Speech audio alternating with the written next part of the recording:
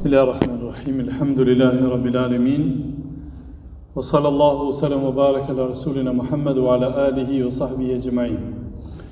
Falenderojmë Allahun xhalla xhelaluhu për gjitha mirësitë e tij, salavat me pejgamberin alayhis salam, familjen e tij, shokët e tij dhe të gjithë ata që ndjekin dhe pasojnë rrugën e tij deri në ditën e gjykimit e me pastaj të ndershëm vëllezër të pranishëm.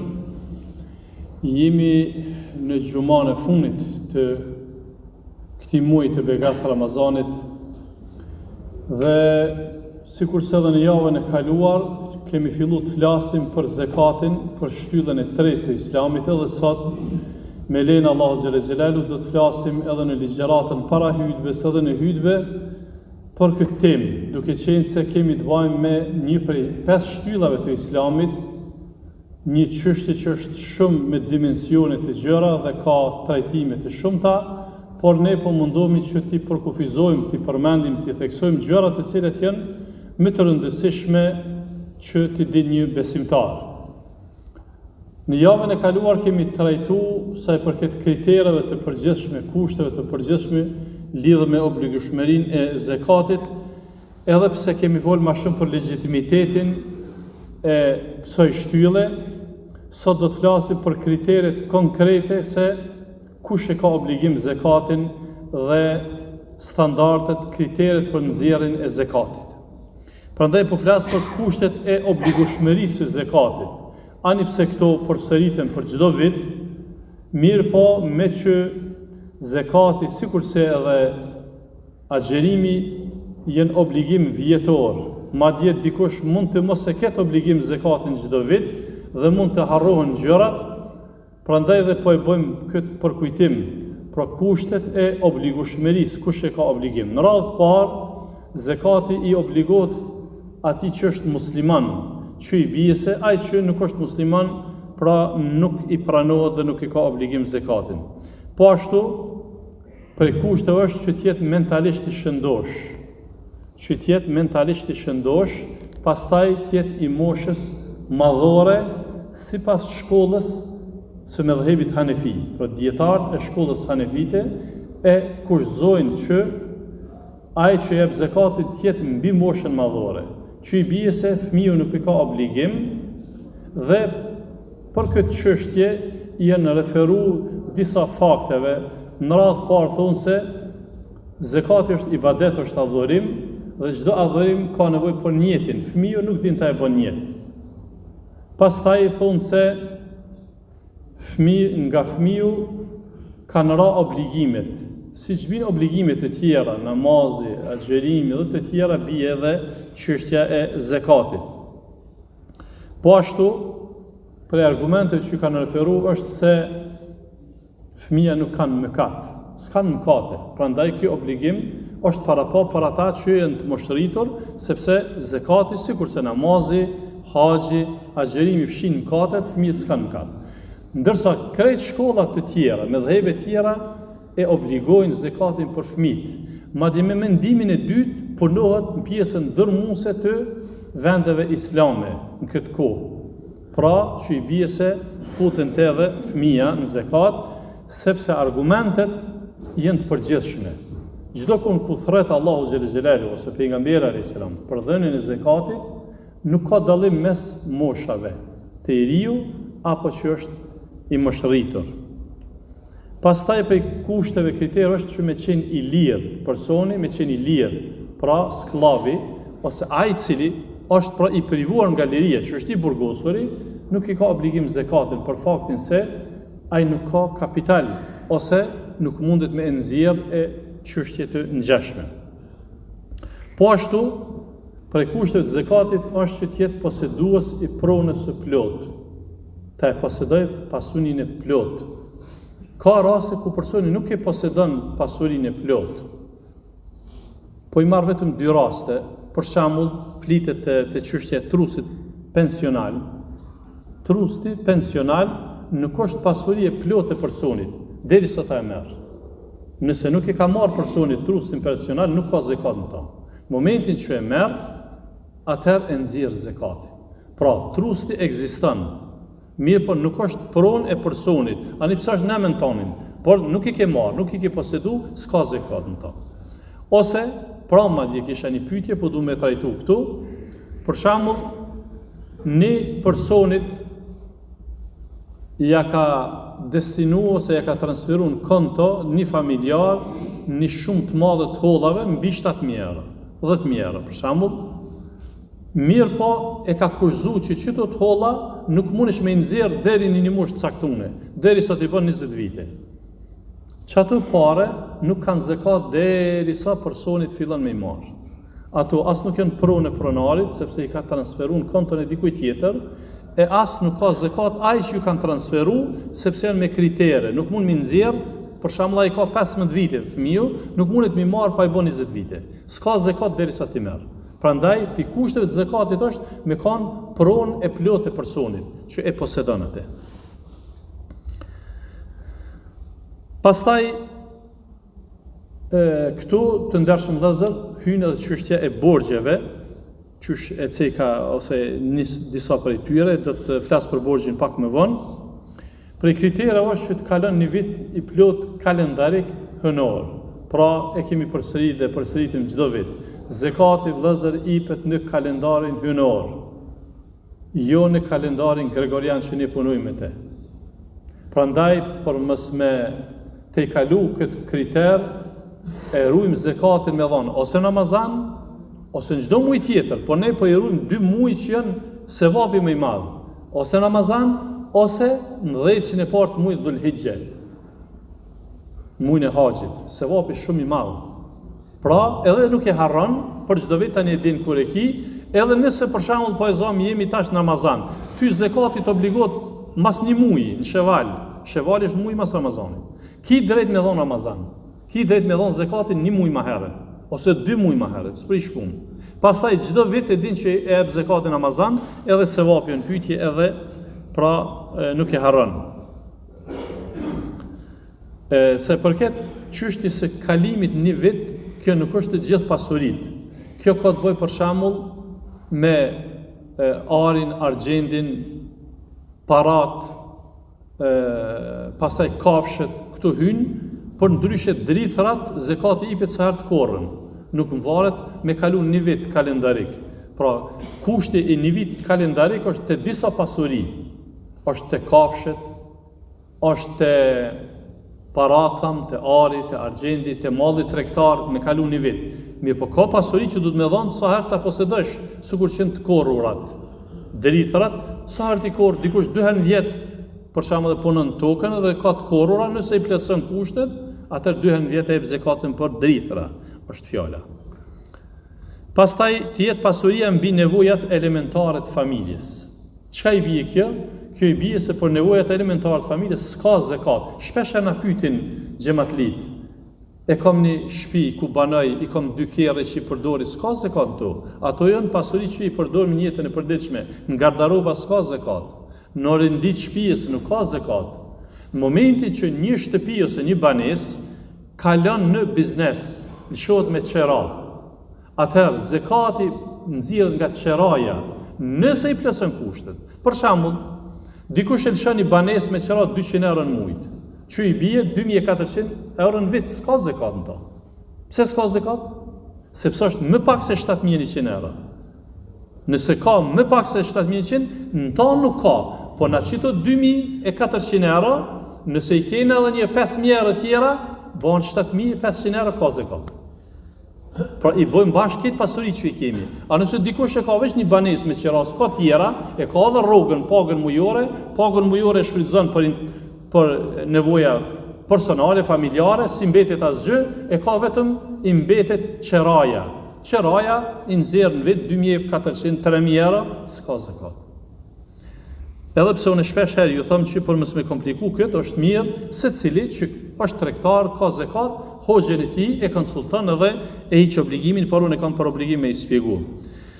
Po ashtu prej kushteve është të jetë pasuria profitpruese që shtohet. Të jetë pra profitpruese. Këtë standard e ka parapoj Islami me qëllim që të rritet pasuria e mos të zvoglohet. Pastaj po flasim pak për zakatin e borxhit. Siç kemi folë edhe të kaluarën, borxhlit janë 2 lloje. Borxhli të mirë, Borxhli i mirë, kush është borxhli i mirë? Ai që është i ndershëm, ai që është i sinqert, ai që është namazli i mirë, ai që është haxhi i mirë, ai që është agjërues i mirë, që vjen ta troket derën, ta lypni shumë, amaj para kohë ty të thirr, ti ku mbo gati parët. Nuk është borxhli i mirë ai, edhe nëse falet, edhe nëse është haxhi, edhe nëse është Ramazanli, nuk është ai besimtar i mirë, që ti duhesh 100 herë me thirr në telefon. E tani dikur thot, a veç në parët mia e meta? Llogë tash i ka po parët veta ai, këto i konsideron parët veta. Edhe hesta çel telefonin. Wallahi na muna me pas këtu në xhami ton, e në çdo xhami muna me pas. A mo kje me kuptu që Ramazani i tij me tar keq, që ai veç ka nejt pa hangër dhe pa pi. Vëllezër që shtu thojnë argumentet, që është dënë ta merr çdo kush. Sepse çaj personi zakonisht derisa ti merr parët, e ul kokën, e nënçmohet, e poshtërohet, derisa ti shtin parën në xhep. Si ti shtin, ma ai nuk e kthe kryt ka ai që i ka marr parët. Jo vallahi, ne ta dinë që Allahu e sheh. Allahu e përcjell. E shumë kemi problemin këtë kohë vëllezër. Edhe krejt kënë shumicën e rasteve për luks. Vëllezër kam folur nëse s'pun përndëm koha se këtu gjona dojnë trajtim. Mas pari, në radhë parë, a bën muslimani me marë borç për luks? Shumë një pikpyetje madhe. Shumë një pikpyetje madhe. Pse shkejt shaku i qisaj? Se ai që merë ka nevojë për shtëpi, për ilaç, vallahi unë jam i bindur që ai që ja ka dhënë ai hise këtë kryt më kaj. Pse? E di që edhe nëse s'jep, se vapi shkon. Ha më kur ja dhep ti, ai shkon bën luks me parët e tua, edhe s'ta qel telefonin edhe ndërro rrugën bile. Kur të kalosh ti rrethje ndërro rrugën. E pse po vinë në xhami? Pse po agjerojmë? E tani edhe shkon çabe besa. Hajr inshallah. Kryesorja do thot borxhlia i mirë, nëse ja ke dhënë borxhlisë mirë 10.000 euro, edhe tash e kiti kohën e zekatit, ti dush mi dhon zekatin e aty një parëve, ani pse ja ke dhënë borxh, se ti e di çaj ti kthen. Kurse për borxhlien e keq, jo korrekt. Çka me bë? Dietarët shumë kanë folë. Cila borxhlia e keq? Ai që e ka pas vadën me t'i kthy parët në Ramazan, në kohë të haxhit. Çështu vadët 10 milionë vëllazër, në Ramazan kohë ose në një muaj tjetër. Ai tham nuk ta qel telefonin, ti ka shty 1 vjetë, 2 vjetë. Për ditë po ndëgjojmë na vinëve pyetje, 5 vjet, o çdo me ti kry me na 1 vjet, 5 vjet s'mi ka kthy. S'ka zekat për ta. Sipas mëdhëbit Hanefi, hiç s'ka zekat, edhe kur ti jep. Ka disa mëdhëbe të tjera që kanë thonë kur ti jep, për 1 vjet e lën zekatin. Mirë po, tham ky person te Allahu nuk i ka bashkëpunë mirë. Edhe nëse agjeron e falet e shkon çabe, nuk i ka punë mirë me Allahun. Pse? Mas pari ke hidhuru personin që ti ka marrë, i ke prish raportet e shumë sene tjera. Pra kryesorja, për borxhliun e keq, s'ka zekat, s'ki përgjegjësi për çato pare, do thot derisa ti jep. Pasuria që nxirret zekati për to, janë 9 lloje të pasurive që nxirret zekatin to. Është ari, është argjendi, janë devet, to katarave që marrën, janë lopt, ato hinë edhe bullicat, edhe kafshët e vogla delet. Janë drithrat, elbi, edhe gruri, janë hurmat edhe rushiterën. Qëtu 9 kapitale i pet zekatin to. Dhe këto kanë domethënë veç e veç sasi ose si nxirret zekati. Zekatin e ari dhe në argjend. Ari varion, nuk është njësoj, ka karat, ka pra nivele. Ari që është 24 karat, zekati nisabi, pra kuota është 85 gram. Ai që është 24 qytena s'ka, s'përdoret ky ari. Ai që është 21 karat e kanë cek dietarët islam, do thot 97 gram. 21 karat që dhe ky pak përdoret tek ne kryesisht përdoret i 18-ve ose i 16-ve, e që nisabi ose kuota është 118 gram, 118 gram për atë që është pra 18 karat. Ndërsa për ata që është 21 karat i pet pra 97 gram, kurse për 24 karat i pët 85 gram. Ndërsa në argjend 600 gram e sipër, kush i ka, i pët, pra edhe në ari, edhe në argjend 2.500. Ai që i ka për shembull 100 gram ari, ose mbi 100 gram ari të 18 karatve, ose i jep 2.5 gram ari, ose vlerën e qëtyne. E këshyrë sa është arin këtë kohë, e vlerën e tyre, ose e për arin një unaz ose diçka, ose do thot e jep vlerën e tyre. Këtu tani po i ceki disa çështje juridike që kemi nevojë me i trajtu, çështja e llojeve të zakatit, pra zakati në stoli të arit edhe të argjendit. Ka stoli të arit edhe të argjendit. Një tregtar i cili tregton me stoli të arit edhe të argjendit, që është këtë lejune, do të më nxjerr zakat. Tregtari që tregton me stoli të arit edhe të argjendit, do të më nxjerr zakatin. Po ashtu, ai që ka anë të arit edhe të argjendit, ka zakat. Ani pse nuk lejohet me i përdor anët e arit edhe të argjendit. Ka ndalesë në Islam. Kështu e dini hadithet e sakta, pejgamberi sa me ka ndalu me i përdor anët e arit të argjendit, ato janë prej anëve të xhenetit, por nëse i ka dikush, do të më dhon zakat to. Po ashtu edhe stolit e meshkujve. Një mashkull i cili ka për shembull ari, dveten e ka, duhet me dhon zakat ani pse ndalohet përdorimi. Ndalohet përdorimi i arit për mashkullin. Por zakatin duhet me dhon ai që ka. Sa i përket çështjeve të historisë së gruas, ka po ashtu kompromis të dietarët islam, sipas shkollës hanefite, edhe disa përkras të shkollave tjera, duhet me dhon zakatin gruaja që e posedon pra kuotën, që tham 18 karat 113 gram e sipër kush i ka, duhet me dhon zakatin. Pa marrë parasysh, dietarët e mëdhëbit tani fitojnë, a e ban gruaja ari apo nuk e ban vazhdimisht. E ka, duhet me dhon çdo vit. Shkolla tjera kanë mendime ndryshme, që unë nuk po du me hi për shkak të kohës së ngushtë. Po ashtu, edhe fundi që po i cekë është zakati në mallra tregtar. Për i llojeve të zakatit e që në kohën tonë gjithmonë ka qenë, por në kohën tonë falë Allahut të Madhërisëm, do thot një prej veprimtarive ndoshta më të mëdha, prej fusha më të mëdha të furnizimit të shoqërisë tonë, edhe shoqërive të tjera, por shoqërinë tonë është pra biznesi ose mallrat tregtar. Ka pra zakat në mallrat tregtar, Allahu xhël xhelalu thot në suratul Baqara në kapitullin 2 Kur'an, citatën 267, ya ayyuhalladhina amanu anfiqu min tayyibati ma razaqnakum. Min tayyibati ma kasabtum wa mimma akhrajna lakum min al-ard. O ju besimtar, anfiqu min tayyibati ma kasabtum. Epni nga më e mira asaj që keni fituar ju. I bie pra nga tregtia ju dhe nga ajo që keni nxjerr nga toka, që i bie pra drithrat. Andaj dietarët islam, për në bazë të fakteve që kanë ardhur, obligojnë 2.5% për mallra tregtar. Pa marrë parasysh gjithmonë kurzohet që malli tregtar të jetë i lejuar. Malli tregtar të jetë i lejuar, jo në ato që janë të ndaluara. Në alkool, pra ndalohet me punu me ta, edhe s'ka zakat në ta. Mirë, por mallra të lejuar.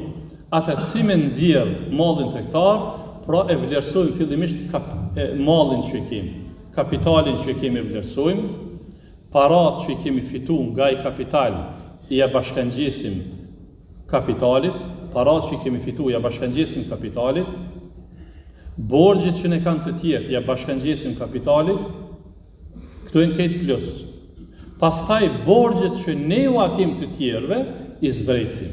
Aja që mbetet nxirret 2.5%.